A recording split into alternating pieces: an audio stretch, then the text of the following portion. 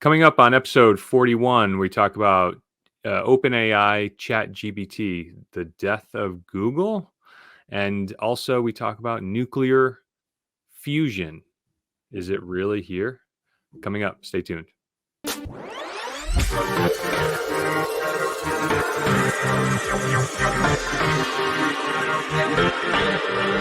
Welcome to episode 41 of Finance and Technology Insights. I'm Brian Williams of Northshire Consulting. He is Eric Buhrendorf of EVERNET. What's going on, Eric? Hey, Brian. What's going on, man?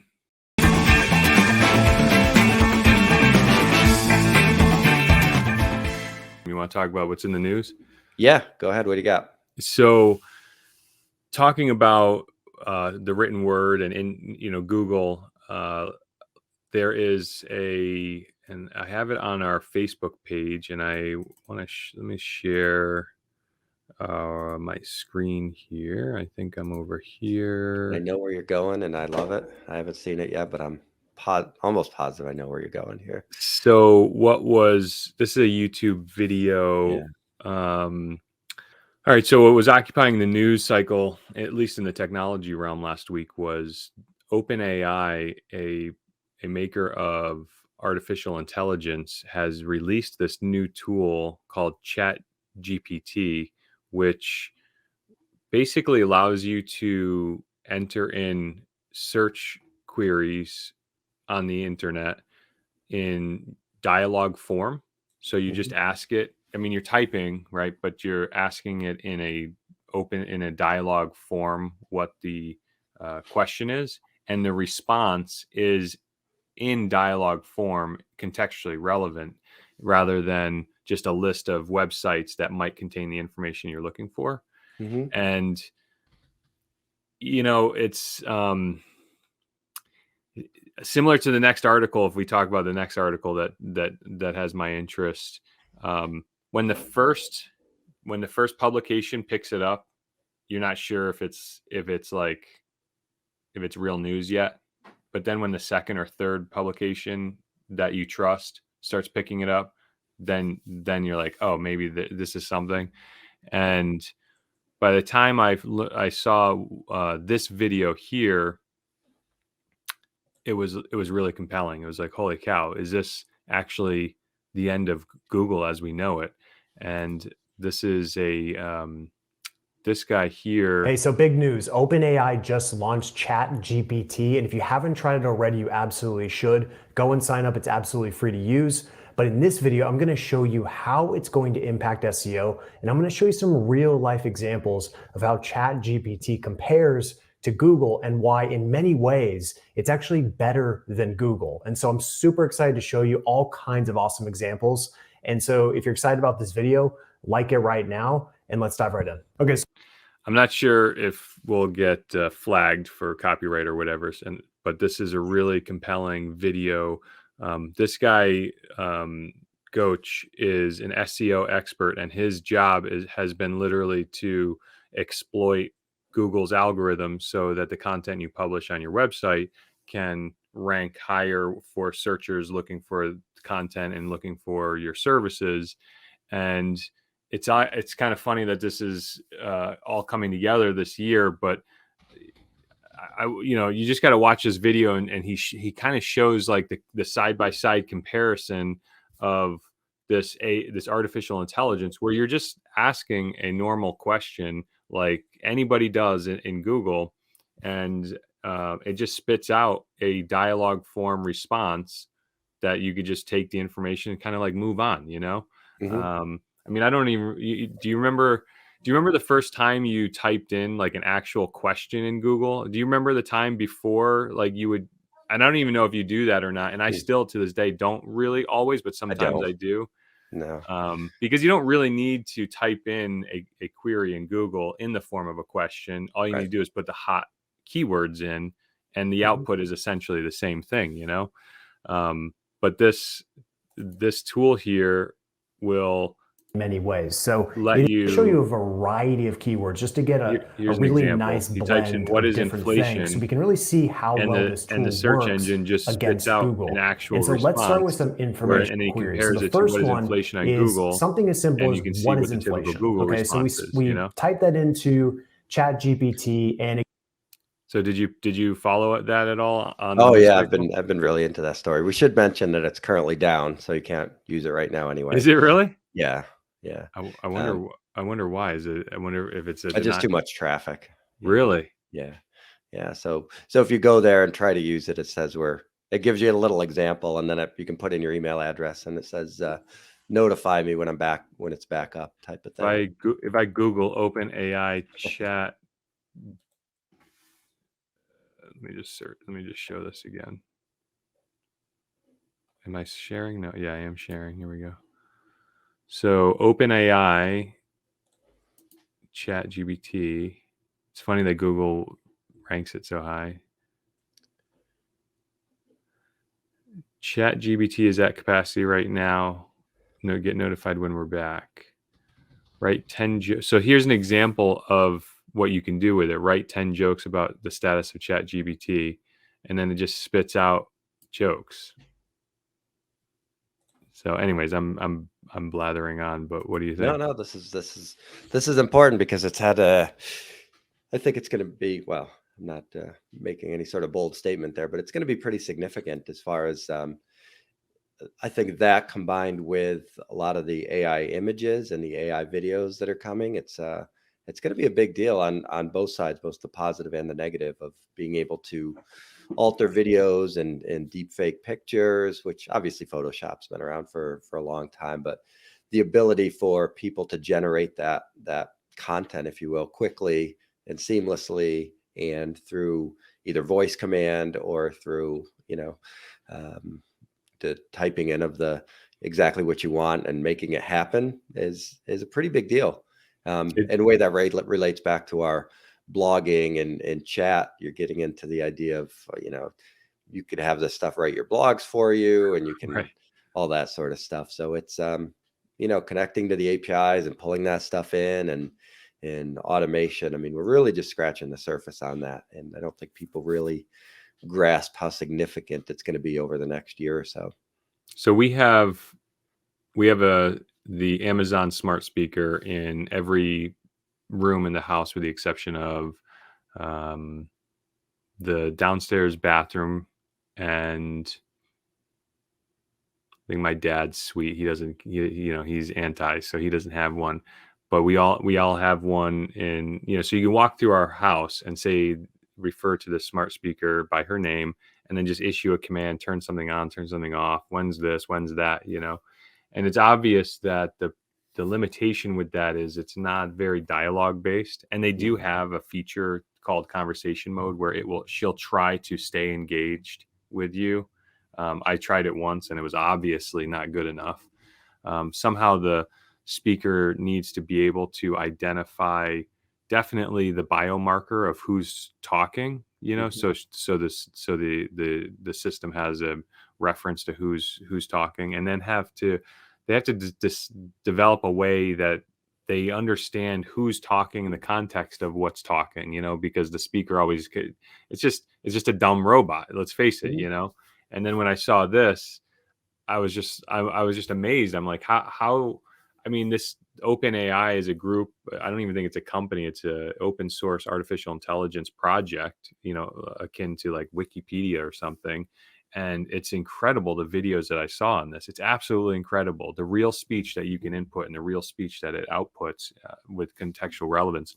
And the other thing it does is it remembers the context of what you've already talked about. So in multiple queries, you can say, what's the price of tea in China?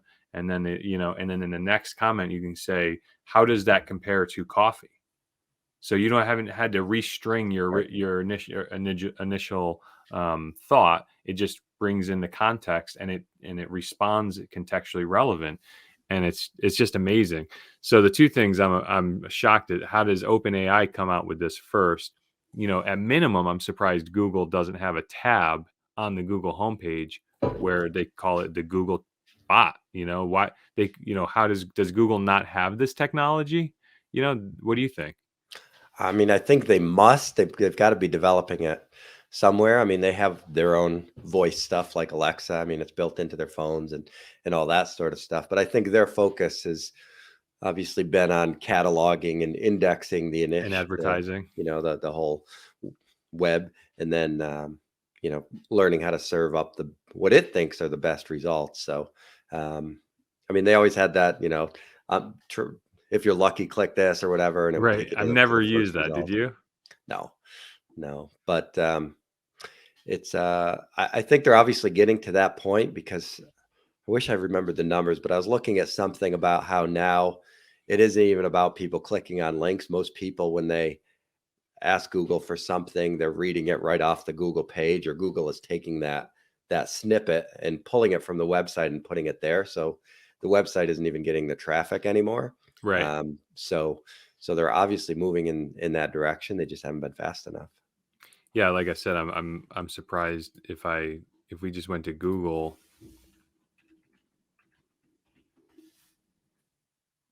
how is there not a tab here for chat? Or when you hit enter, try chat, Right. it it just, so I don't know. I mean, not that I don't want to, I don't want, how do I want to say this? I don't want to see Google fail necessarily, but at the same time, this Chat GPT thing is like, Mhm. this could be the next garage project that just disrupts and the incumbent. You know what I mean? Which Sure. technology kind of seems to have done over the years. Um, it's Yeah, and to what extent do they either buy it, steal it, replicate it? I mean, Google's got the money; they could hire everybody away at 3 times the salary, and you know take it and tie it up in courts for 2 decades. So obviously that's something that happens too. But yeah, we'll see what they come out with. Yep. So what do you got today? What do you You got still use today? Ask Jeeves, right? Isn't that your primary Ask one? Jeeves. Yeah, that's still your. Ask Jeeves. Is that even a thing anymore? Ask Yeah, I think Jeeves. so. Okay, right. Ask Jeeves, they rebranded years ago to ask.com, Oh yeah. which, Yahoo and these guys, aren't they just using Google or Bing anyways? Aren't they what? Aren't they just using Google or Bing anyways? I don't know. Yeah, Yahoo might. Yeah, Yeah. yeah, yeah. Yahoo's got. I guess Yahoo owns Alta Vista, or Alta Vista, that's another one. yeah. I was just looking at that one up. Web search created in '95. That was a big joke on Parks and Rec. They always used Alta Vista, Vista. So what's on the news that's getting your attention since last week? Anything? Well, yesterday we got the news that SBF had been Sam Bankman-Fried had been Oh, yeah. detained by authorities, and he's now been arrested. So that story came out late yesterday. So that was a follow up to last week. We started talking a little bit about his publicity tour that he was on, and how his attorney. It's like, why did his attorneys allow him to do that? But anyway, so he's now been detained, and conspiracy to defraud, wire fraud, securities fraud, money laundering. So we'll see how all that shakes out. But that was obviously the headliner yesterday and into today too. So that's a big one. The other interesting kind of nerdy thing was one of the things you hear about is just kind of a base measure in our business. It's called the 4% rule, and that was developed by a guy about 40 years ago, with the idea that if somebody retires with $1 million, they can safely pull off $40,000 a year with inflation for the rest of their life. They're trying to come up with a basic foundation number that people could work off of. Mhm. So usually that's kind of where you start, and then from there you can take into account their age, their health, their family history, their cash flow spending, what they want to do, all that kind of stuff. But so now Morningstar has taken that number, and over the years they come up with a new number at the end of the year. That's basically, if you retire at the end of this year, what is that new number? So that came out a couple days ago, and their new number is 3.8%. So if you retire with $1 million, you could pull out $38,000 a year, and let that run until your demise. So so that's always kind of interesting. They put it out. I don't know if it really has any practical use, but and then all the advisors post it and sort of share their opinions on it. But that's always kind of interesting when that comes out. So that was new this week as well. Interesting. So, anything else on the FTX guy? Not really. I mean, that story came out late yesterday, as I said. I don't think there's. I don't know. We'll see. I mean, they're going to have the congressional hearings, and I think the way this relates back into my industry is there was a push, a year ago when crypto was doing well, to add it into 401ks, and a couple record keeping platforms did, including Fidelity, which is the largest record keeping platform. And they put curbs in place where you can only put up to 5% of your account and that sort of stuff. But I think they put it in as kind of a marketing ploy. And then, now a year later, it's like, really, are we still doing this? Do we need to do that? If you're going to cap somebody at 5% of their account, maybe it's just better that they do it outside of the 401k world. Just kind of do it on their own rather than having it be part of their retirement. So now you've got the politicians have been involved, and Elizabeth Warren has called out Fidelity specifically for allowing crypto in the 401k. So we'll see how that plays out. It's been my preference, if people want to get involved in that, to do that on the outside and not necessarily make it part of their retirement money. I mean, they still can put it in an IRA. They can, they can buy it through traditional platforms. They don't necessarily need to go through a platform like FTX was or something like that. So, so that's how that all factors into what's going on. Just to be clear, the cryptocurrency hasn't gone down to zero. It was just the company. It was the bank that was the exchange, right? Yeah, just the exchange that had issues. So, and it's held up surprisingly well, in my opinion. Over the last month or so, Bitcoin's pretty much flat. What are they? They're around 16, right? 16K. Yeah. Switching gears, there's one more thing that I think I want to be on the record for talking about on this day. What do you know about fusion? So I did see the story this morning, that the headline, but I haven't gotten into it yet. So fill me in. Tell me all about it. So this is another headline that when the first outlet picked it up and I saw it in my news feed, it was kind of an eye roll, because nuclear fusion has been an eye roll for the last 40, 50 years.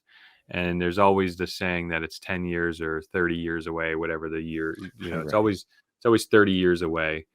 And the nuclear fusion is, sorry for the big IBM banner ad, but nuclear fusion is basically clean nuclear power. It's recreating the function of the sun. It's compressing, I think, helium and hydrogen to create. It's compressing one significantly to create another, and to produce, I think, heat.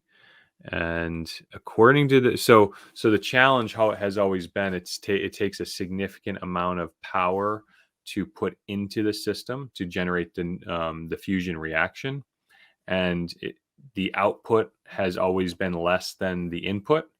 And my first grader can tell you that if your equation is lopsided, then you're not. It's not worth the. What's the point? So it takes you more stuff to put in than it takes you to get out. Then what's the point of the exercise if you're trying to produce, some sort of meaningful output? And so they call that net gain. If the net gain Sure. is, if there is a net gain, then you've got a potentially successful machine that you put in your fuel, and then you're outputting more energy than you're putting in. Because don't forget, burning wood is energy. When you burn wood into a fire, and I won't get into it, but you're burning, you're getting a fire and you're getting energy out of that. You're putting something in, you're getting something out. And the holy grail of clean energy is putting in something clean and then getting energy out that's clean. So according to the headlines yesterday, and like I said, the first news article, the news outlet picked it up and said, finally, there's a breakthrough where a team of scientists has produced a nuclear fusion reaction that has created a net gain, more energy out than they put into it. And I won't focus too much on the fine print, but it's early days, but the headline at least is compelling. What do you think? Yeah, that definitely is. And I got a follow-up quote here. This is Dr. Arthur Terrell, a plasma scientist whose book charts the effort of to achieve fusion power. He says, if this is confirmed, we're witnessing a moment of history. Scientists Exactly. have struggled to show the fusion can release more energy than it put in since the 50s. And the researchers at Lawrence Livermore seem to have finally and absolutely smashed this decades-old goal. So It's yeah, incredible. pretty That's a strong perfect. language there. So do we know, so what sort of waste is produced by this? Is there anything, or what Well, happens well, next? yeah. I mean, the article and the science, at least at summary levels, is pretty clear in that it's not. Um, how is fusion different than fission? So the Mhm, atom bombs and the nuclear power that we're creating now is called nuclear fission, and the fission creates radioactive waste mhm, that doesn't dissipate, but the fusion, this paragraph speaks to that. Fusion fuses two or more atoms together. Fission is the opposite, where it splits the atoms apart. Nuclear fission is the kind of energy that powers nuclear reactors. Like fusion, the heat created from splitting atoms is used to generate energy, usually in the form of boiling water and mhm. passing that steam through a turbine steam engine. Uh, Zero emission energy source. Wait, yeah, I guess they're not. Nuclear fusion does not carry the same safety risks, and the materials used to power it have a much shorter half life. So, yeah, it's just a matter of how radioactive, and the fusion process does not create the same radioactivity as the current fission technology. That quote that you read was I think sums it up perfectly. By the way. Yeah, that's pretty strong language. It seems like they're sort of keeping some of the details close to the vest. Looks like there's going to be some announcements later. Might just be they're trying to digest and figure out what happened. Yeah, Because I mean, was it? I mean, they've been everybody who has known about nuclear fusion has been waiting for this headline, mm, you know, yeah, and I think everybody's probably you want to be excited about it, but at the same time, did those reporting on did they repeat the process? Did they measure? right. Did they confirm the process? I think it hasn't been independently verified. Mhm. So it's all of these, like, is this the what scientific discovery, is this the telephone moment, or is this the girl who just got prosecuted for the blood Right. um, Yeah, Thanos or yeah, Theranos. Yeah. So is Theranos. this a Theranos moment, or is this a Graham Bell moment? Um, Everybody wants it to be that one moment where you're like, this is the week that we learned that net gain energy could happen from nuclear fusion. Mhm. Um, so it's exciting. It is. It's very exciting, and this feels like it could be one of those technology leapfrogs, so to speak. I mean, Exactly. Yeah. um, you know, it's you've got solar, becoming more prominent and all that kind of stuff. And is this something that sort of leapfrogs that, and everybody just says, well, to heck with it. Maybe if we just go full steam into this, um, and I think it they're is going to coexist, though, and there's going to be different applications, because grid scale power, I think, home power is going to be really compelling because it helps you decentralize from the grid, so you have your own solar and batteries at your house. You become resilient to, the power, somebody crashing into a telephone pole on the corner of your street, or some terrorist attack or whatever, or geopolitical conflict. Look at what's happening in Ukraine. Power infrastructure is being attacked. right. So I think solar and battery is going to be always is going to happen and continue to happen. but this, nuclear fusion could definitely be used for industry. The steel industry is hugely energy intensive, and the steel industry contributes to a significant carbon footprint. So this kind of power can be the next power source to fuel industry, but not to get real too pie in the sky. But if they once they build this thing, then they're going to spend the next 100 years shrinking it down, right? How small can we get this, right? And then what if you literally put this thing on an airplane or a spaceship? You know what I mean? And then now you have a power, you have this like high yielding power source that allows you to create modes of transportation that literally are science fiction right now. Yeah, it's pretty wild to think about it. And it's interesting when a country develops something that like this.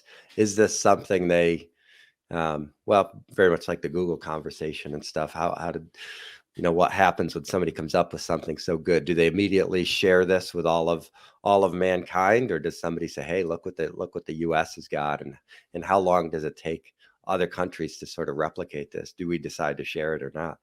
Well, we'll always don't. It's funny. This is where you and I are always, I think, on two different sides of the fence. The technology leader builds technology to sell the benefit of the capital gained from the technology. You know what I mean? When the shovel was invented, it allowed hole diggers to dig more holes with less effort, so they were more profitable, and it built an economy. I mean, that's what technology does. It builds economies. And the country that is the technology leader then typically, once the microeconomy or the initial economy benefits from it, they start exporting the technology and the economy from that. So clean and abundant energy for all won't be free on the first day, because there's obviously an economic market to it. But what happens is when these technology advances are sold and create a market for long enough. Look at the transistor. I mean, the first transistor that was invented, in the 40s, I think, was thousands and thousands and thousands. Now we all have billions of them in our pockets. Right. My children own billions of transistors all to themselves. So they're effectively free. So and I always talk about this with transportation. When the robo-taxi comes out, when you buy an Uber, 80 or 90% of that fare is to pay the human to drive you, to do the driving. When you take the human out of it, the human labor costs out of it, the price to transport somebody per mile is going to plummet, and transportation will be effectively free. Not free, but effectively free. You know what I mean? So, and then people will soon forget, but the quality of life will just raise exponentially again. I mean, there were times, 100 years ago and beyond, like people wouldn't leave their little village that they were born. People would be born and die in a village, and they've never gone more than 10 miles in their life. You know what I mean? Right. And now the poor and destitute can get on a train and transport themselves across entire states. You know what I mean? Right. So, not to get all philosophical or ideological about it, but Right. Yeah. And my question was just on if if somebody truly develops something that is so life changing and world changing, do they want to share that with humanity or not? How quickly does it get shared? And it'll be leaked and copied and all that sort of stuff. they'll So. share it for exchange of green dollars. Yeah, unless it's yeah. We came up with the COVID vaccine and we quickly. I mean, that was obviously they profited off that, but we didn't just keep it inside our borders and say, tell the rest of the world to go pound salt or, polio vaccine or whatever. I mean, the guy just gave it away. So we'll see. We'll see how quickly this spreads and if it's real, if it's if they're able to replicate the study. And this one broke a bunch of their gauges and stuff too, so they got the output, which was far more than they expected. So it'll be fun. Yeah, it'll be interesting to watch this. Very exciting. Very, very exciting.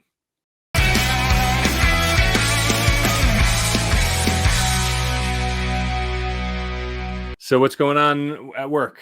Oh, business wise, a lot of end of the year stuff, getting ready to do the reporting. I did that survey, which we've spoken about a couple times. So I'm still getting some results trickle in from that. So we're at about 50 responses from some of them I had to delete. They were kind of spammy. So I got about 50 in there that were legitimate responses. So that was kind of interesting to go through those and peel back some of the results of that. So basically, it was regarding communication preferences and how frequently they'd like to be contacted, and what's their how frequently do they check different platforms? Are they big TikTok or YouTube watchers? Do they blogs or email, that kind of stuff? So so that was pretty interesting. So I've sort of flipped through them as they've come in, but I'll have to go back and really analyze the data a little bit more and see what I can pull from that to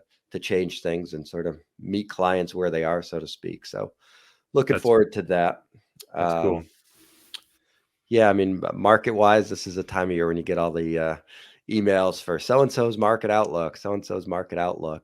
I'd rather go back and read the ones from last year to see how far off they were. But I don't know. Those are kind of interesting, but you take them with a grain of salt. There's nothing, at least for me and the way I run my business and invest my clients, there's nothing super actionable about them. You're not going to watch one of these 2023 market outlooks and go make a bunch of changes in your accounts. But it's mainly for talking points and water cooler stuff, so to speak. So those are all coming out. So I'll hop on a few of those just to see what's going on. We're also watching, there's some end of the year legislation that might trickle through. So a couple of years ago, 2019, 3 years ago, we had the Secure Act, which passed, I want to say December 20th or 21st.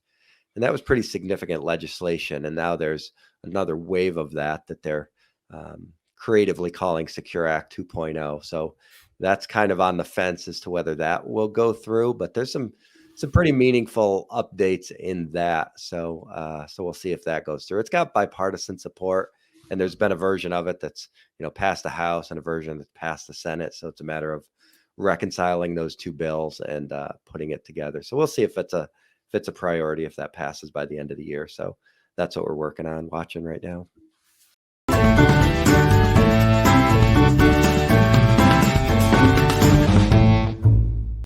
Excellent. Yeah, that survey that you sent out was really, I don't want to say clever, but it was a communication that I forgot about. I was sent, we've been sending out our kind of typical outbound emails to our leads and our clients. And when you mentioned, I knew surveys were kind of in an arrow in the quiver, but when you mentioned it, I was like, yeah, that's really great. I should get that together. I haven't been able to do it yet because I've been so buried in building out our sales and marketing and service team. We're just growing right now. I mean, all of this marketing that we've been doing since the beginning of this year has yielded and is yielding, and it's really exciting, but it's keeping me busy with kind of the business administration side of it. So we just put out, I interviewed the vice president of product for one of our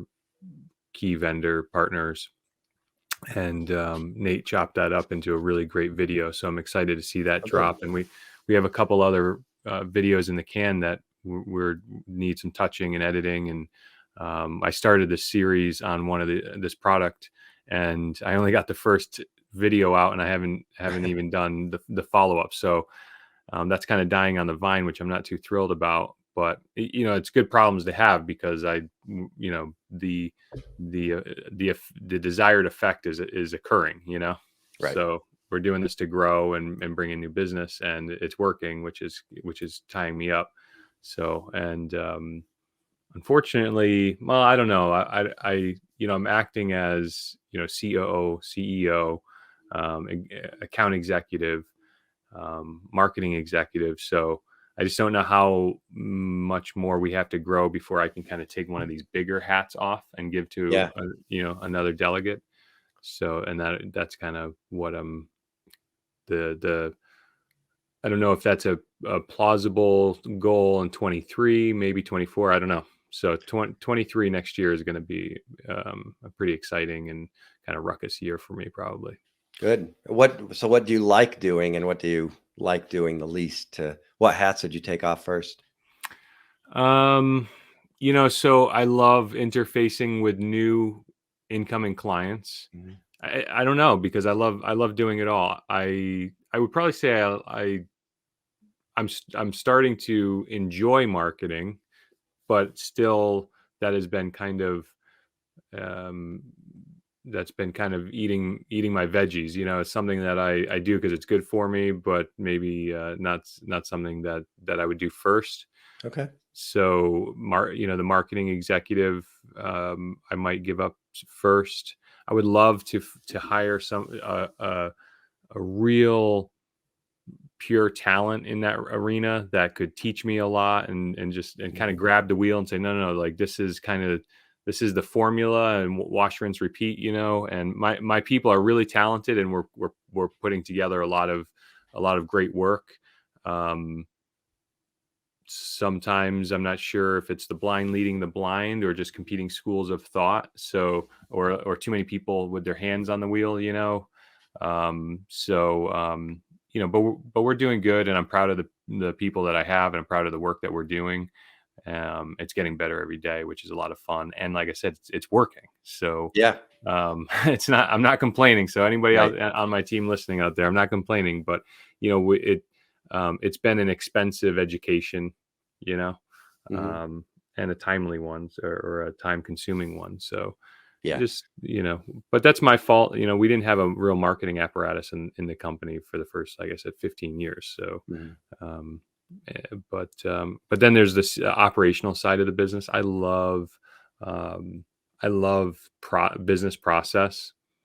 I love I love the logistics and process of a business unit, and Mhm. see like where everybody's working inefficiently or clumsily, and then Right. saying like, wow, if we change the process at the genesis of it, we can, and then steer it towards this funnel, we can really like conveyor belt the thing. Mhm.